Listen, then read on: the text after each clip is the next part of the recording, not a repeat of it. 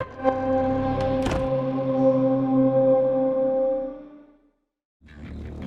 Eternal ups the ante from Doom 2016 by adding platforming, new mechanics, and new gadgets.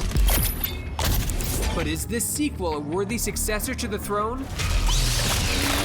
Or has the Doomslayer finally met his match? Find out in our review.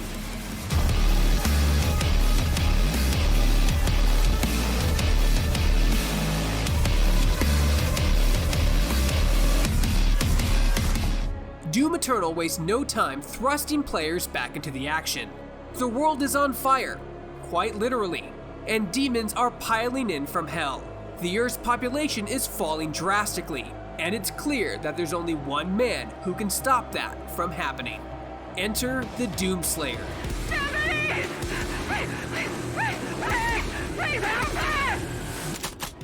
There's no extended build-up here. No slow-motion entry point like we had in Doom 2016. Gone are the days of the pistol. Long live the combat shotgun.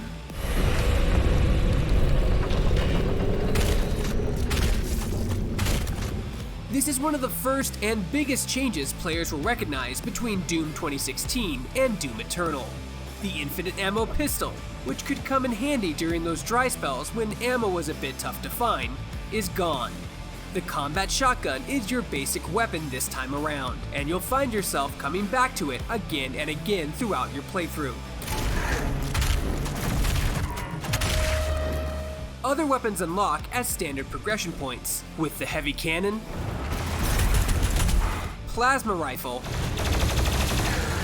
and even the BFG 9000 joining your arsenal as you make your way through the campaign. As always, you'll find yourself equipped with more than enough to take down the demons in your way. Unlike previous Doom games, which allowed you to pick and choose your weapons a bit more, ammo does get a bit scarce at times in Doom Eternal, forcing you to move through your weapon wheel in ways you might not have before. As someone who enjoys using the combat shotgun and the explosive rounds that come with it, I've found myself having to move through the other weapons that I had available to me, as ammo can get pretty tough to find during intense fights. Still, the new platforming abilities and new dash mechanic made for a nice change of pace, giving you new avenues to get away from danger quickly if you found yourself struggling to stay alive. As far as first-person shooter games go, Doom has one of the richest histories, with over 25 years across the series. Despite the success of Doom 2016, id Software needed to follow it up with something even bigger. To do this, new mechanics and even new enemies were added to the lineup to help freshen things up and throw some wrenches into the well-oiled cogs that made Doom 2016's gameplay feel so good. The game still feels great with the new mechanics. Platforming works out well for the most part, and adds some nice touches to combat, allowing you to swoop away using well-placed bars around the various combat arenas. These new mechanics also open up new areas of exploration, allowing you to move up and through levels much more efficiently. Unfortunately, Doom Eternal descends into the very pitfalls that most linear shooters do, where players are forced to learn to play the game the way the developers intended. This isn't a game that allows you to pick and choose where you want to go or how you want to approach situations. You are a murdering machine, armed to the teeth with weaponry, and you're going to have to make use of everything in your arsenal if you want to stay alive. Platforming isn't the only new device you have at your disposal though. The meat hook, which is attached to the super shotty, allows you to grapple onto enemies, pulling you directly to them.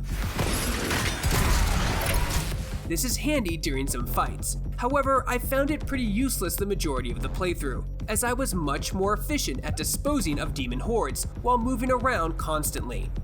Of course, players more well-versed in the dance that is Doom might find more use out of it during their own playthroughs.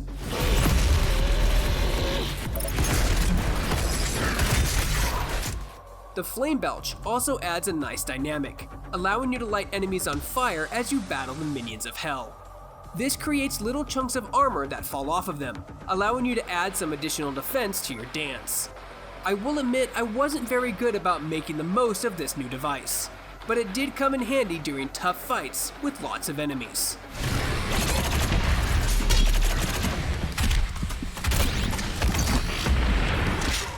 Doom Eternal does a really good job of building off the godlike view that has come to surround the Doomslayer throughout the series. In fact, as you explore the world, you'll find various audio logs and broadcasts that seem to correlate with this thought, that the Doomslayer is some holy avenger sent to protect humanity. You will not save them from their judgment. It's a novel idea that works well as you dive deeper into the narrative that id Software has woven here. It really all comes together. Please remain calm. You may notice a slight change in the environment.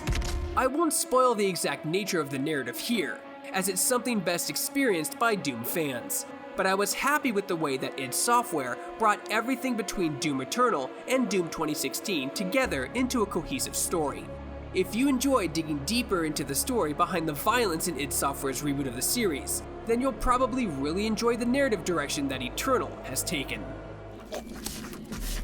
My soul remains guarded. You can.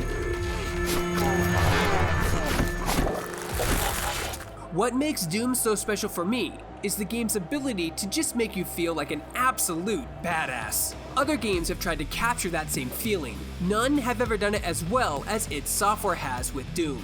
Unfortunately, there are a couple points in Doom Eternal where that feeling is ripped from you.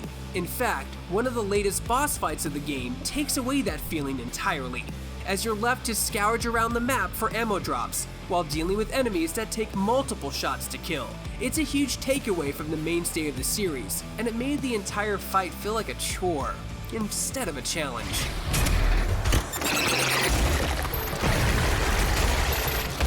Aside from that particular boss fight though, the game does a very good job at making you feel like a force to be reckoned with. Murdering huge swarms of demon spawn still feels great, despite the 4 years that have passed since Doom 2016 revived the series.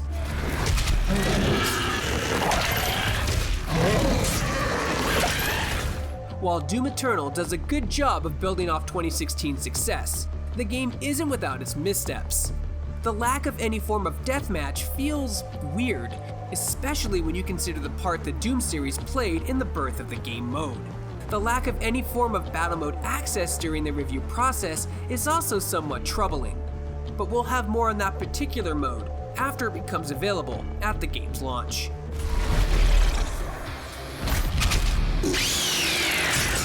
As a whole, Doom Eternal is a solid game and a great sequel.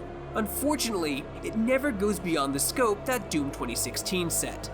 While there are new mechanics and weapons, it just doesn't offer that same sense of freshness that the reboot did.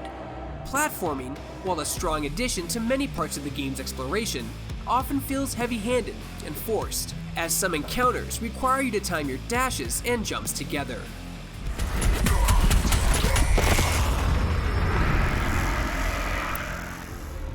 Sure, I appreciated the puzzle-like nature of some of these instances, but others left me slowly losing armor or health as I plummeted to my death because it wasn't very clear which direction the developers wanted me to go. I often found myself wondering, can I make that jump? Only to discover I couldn't because it wasn't how the game developers intended me to proceed. It's very clear from playing through the entirety of the campaign that id Software has designed every encounter with a right way to play it. And going outside of the lines that have been drawn will cost you. Whether it costs you a death or just some health and armor, it all depends on how quickly you learn to pull your crayon back inside the lines where it belongs. For more video game reviews and everything else gaming related, you're already in the right place. You're on Shacknews.com.